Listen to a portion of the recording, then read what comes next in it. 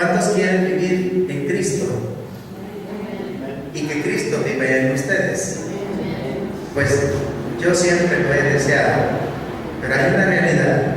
No es porque tú lo desees que Él va a vivir contigo, es porque ya está viviendo contigo, solamente tienes que experimentarlo.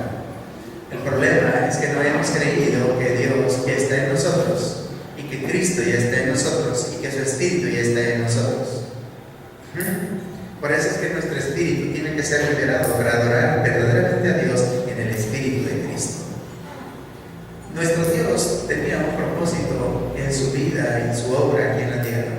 Esa vida que nosotros tenemos la creó Dios dentro de nosotros con un propósito bien definido. La Biblia dice que desde la eternidad Dios hizo un plan que se basó y descansó en su propósito, bajo el cual Él hizo todas las cosas. Y este propósito estaba hospedado en lo profundo del corazón de Dios. Dios tenía un deseo. Dios, pues ahora sí que se sentía bien con ese deseo cuando lo empezó a realizar. Él hizo un plan glorioso en la eternidad pasada. Y ese plan puede parecernos bastante simple o sencillo, pero es una verdad llena de muchos misterios. Este plan consiste en que Dios obtenga un grupo de personas en todo el universo, en todo el mundo, como un vaso que lo contenga Él, para que Él pueda expresarse a todo lo que Él creó. Entonces, ese vaso corporativo somos tú y yo, y todos los que creemos en Jesús.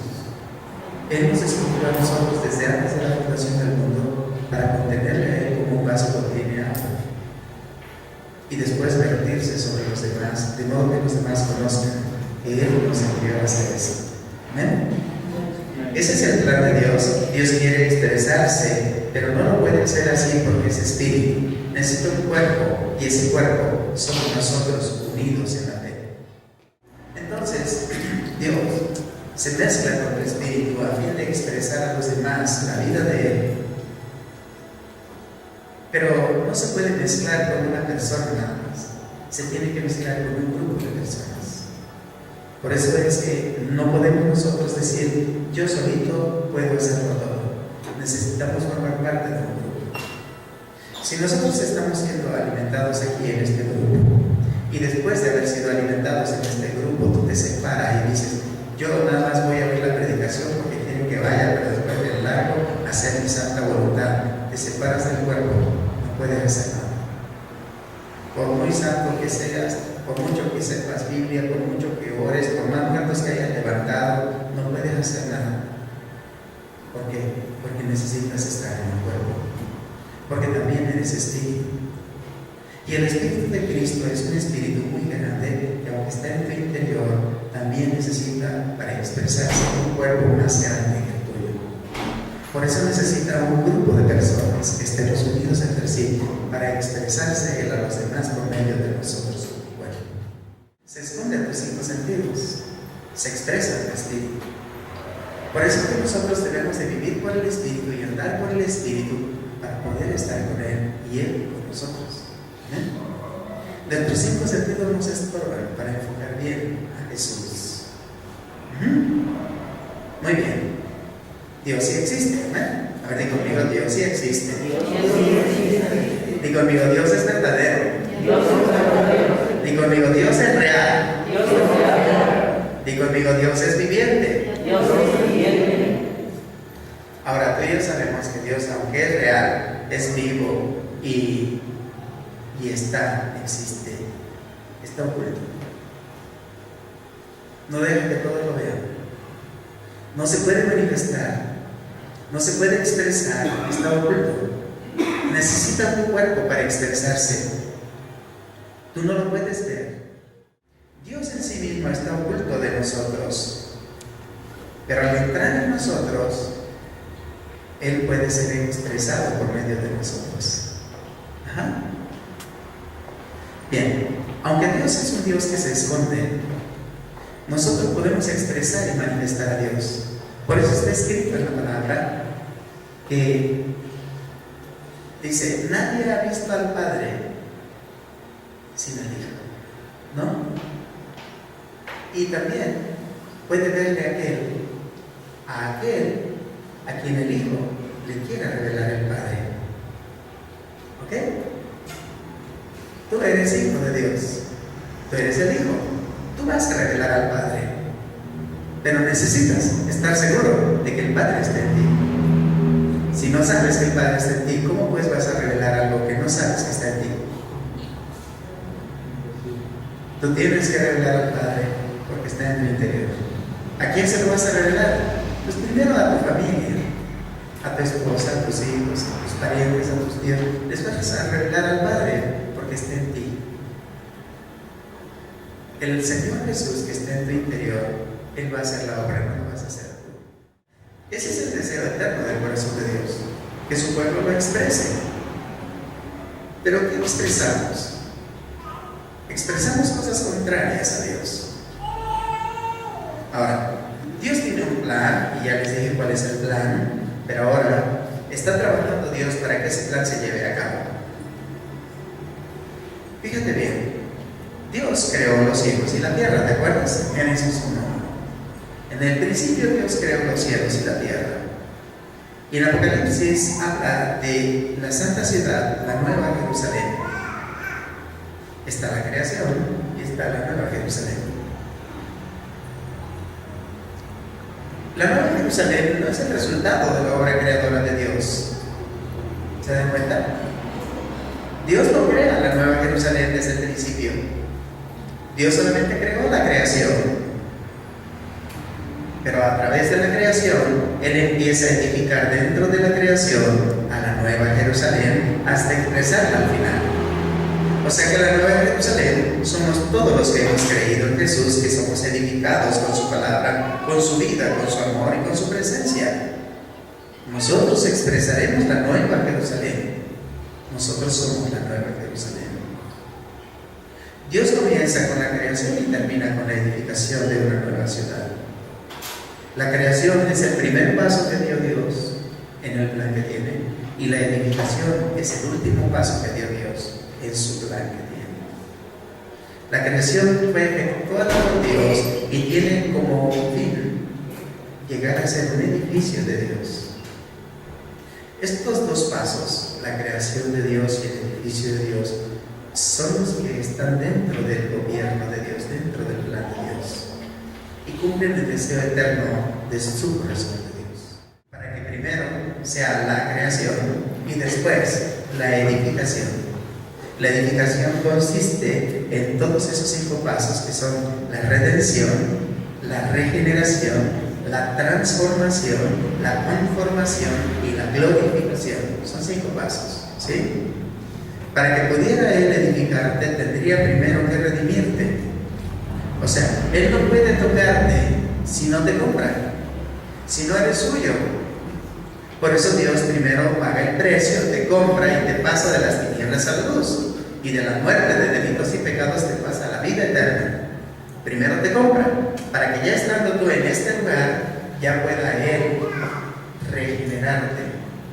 Entonces, ya estando tú siendo de Él, te pone un corazón nuevo, te quita el corazón de piedra, te pone un corazón de carne, te quita el espíritu viejo, te pone un espíritu nuevo, y empieza después a transformarte para que seas como Él, y después te conforma. La transformación es una demolición total que hace contigo. Te demuele, te desbasta completamente. Nada de tu yo queda vivo. Todo tú mueres. Todo tú quedas destruido. Todas tus esperanzas, tus ilusiones, tus anhelos humanos, y tu cariño, tu amor, tu respeto, todo lo que tú eres, queda cancelado. Y Él empieza a conformarte a como Él es. Y empieza a hacerte a su imagen y semejanza de Él. Y te empieza a dar una nueva forma, una nueva figura, una nueva imagen. Después ya eres hecho a la imagen de Dios. Y entonces ahí queda Él dentro. Y ese cuerpo, al funcionar en la iglesia, al funcionar como un cuerpo con los demás hermanos, te glorifica. Debido a que nosotros éramos una persona que habíamos caído en pecado, Dios primero nos compró. porque no podía hacer nada en nosotros. Luego, después de efectuar esa compra, pagar el precio por nosotros, Dios en el Hijo entra en nosotros para darnos una nueva vida, nos regenera. Dios se encarna en un hombre y ese hombre muere en la cruz por nosotros, y nosotros, al creerle a Él y al recibirle a Él como nuestro Señor y Salvador, entra Dios ahora en nosotros. Entonces nos da una nueva vida, nos da un espíritu nuevo y nos da un corazón nuevo. Para poder hacer eso tuvo que haber entrado en nosotros. Y para entrar en nosotros tuvimos nosotros que haber escuchado el Evangelio. Cuando escuchamos el Evangelio y creemos en esa verdad, Él entra en nosotros. Y desde ahí ya está contigo. La vida divina que está en nosotros, esta vida nos hizo nuevas criaturas. Nos hizo nacer de nuevo. Una vez que hemos sido regenerados, o sea que nacimos otra vez,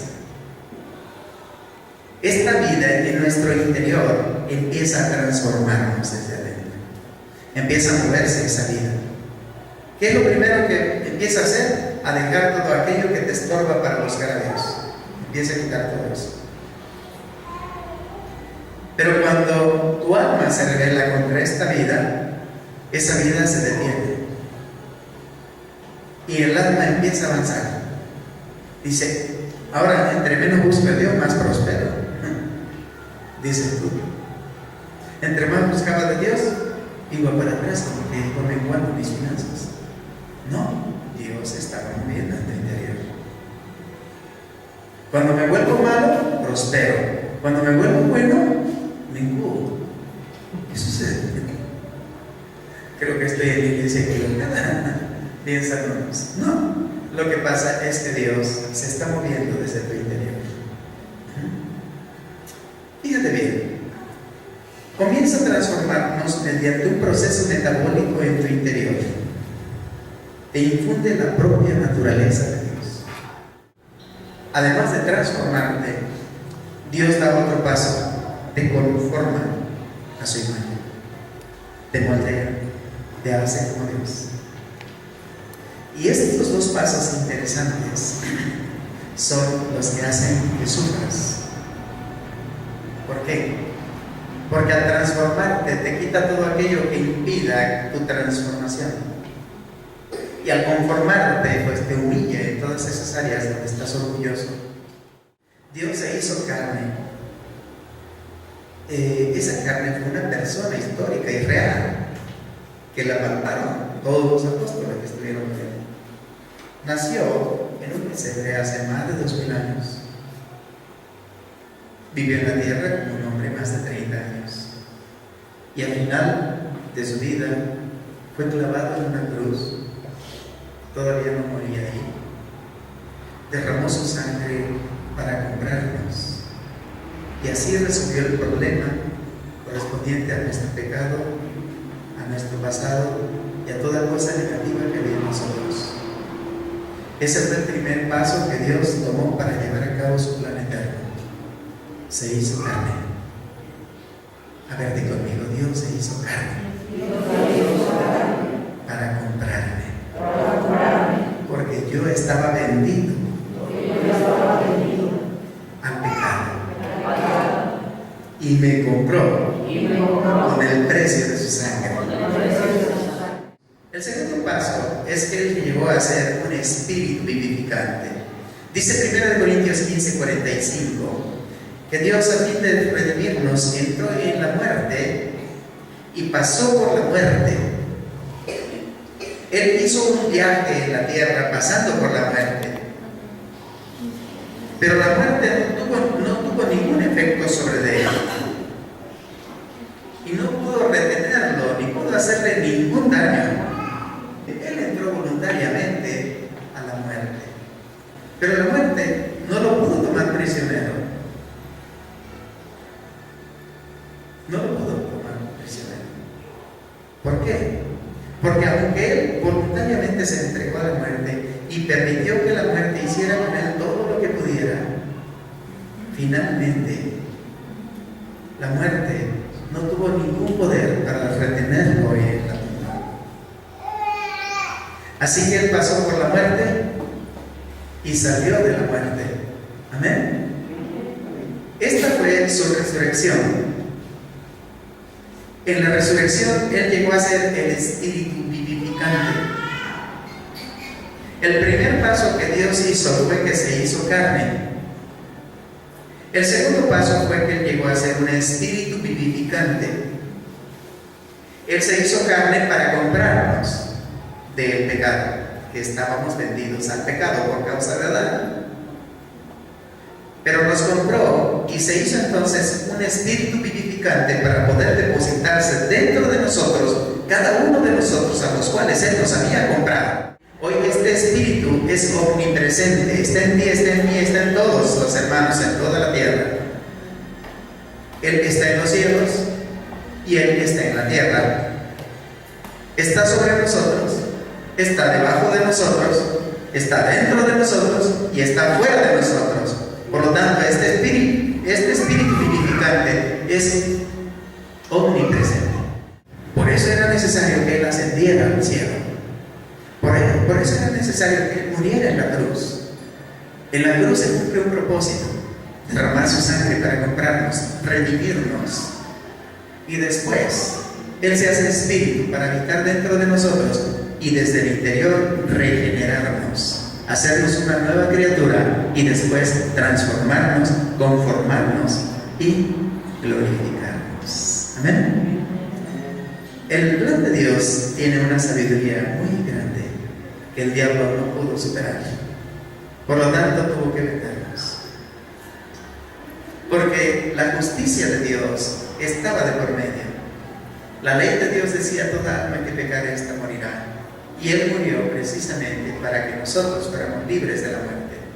Pero primero Él venció a la muerte y después nos liberó a todos nosotros de la muerte. Por lo tanto, la muerte no tiene dominio sobre ti. Dice en Juan 15, versículo 5, dice, porque separados de mí, nada podéis hacer. Sin embargo, hay personas que dicen: no, yo fuera de Dios, mira tantas cosas que he hecho, ya compré una casa, me compré un carro y todo eso, y eso, no voy ni a la iglesia, ni canto a Dios, mira cómo anda, mira cómo... Ajá, ¿tú crees que eso te va a durar mucho? No es porque maldiga la obra de tus manos, sino porque separado de Dios, eso que hiciste no es nada. Hay cosas mayores a las que Dios te mandó a hacer. Separados del Señor podemos hacer también muchas cosas, pero no espirituales, sino carnales. Por ejemplo, podemos enojarnos muy feo y ganar la batalla. Por ejemplo, lanzarle cosas a los demás y sentirnos bien. Si una esposa está separada de Dios, puede robarle el dinero a su marido y sentirse bien. Si un marido está separado de Dios, es capaz de engañar a su esposa y sentirse bien. Podemos hacer muchas cosas separados del Señor. Sin embargo, todo lo que hagamos no tiene valor alguno. Por tanto, el Señor dijo: separados de mí, nada podéis hacer. Así que todos debemos de detener por completo nuestro accionar. Dile a tu hermano: detente, hermano. Ya no hagas nada. Separado de Dios no puedes hacer nada. Hermano, aunque tengamos más de 60 años, o que seamos adolescentes, tiernitos, pollitos, debemos de detener por completo nuestro accionar. Si tratamos de hacer algo es inútil, porque separados de Él nada podemos hacer. La manera en que podemos ser bendecidos es admitir que no podemos hacer nada sin Jesús. Tenemos que desistir de hacer algo interiormente. El Señor dice en el versículo 4, dice: permaneced en mí y yo en vosotros. Si tú permaneces en Él, tú no haces nada, Él lo hace todo. Pero tú estás en Él, haciéndolo todo. Amén. Todo lo que tú hagas, tienes que saber que es Él que lo está haciendo.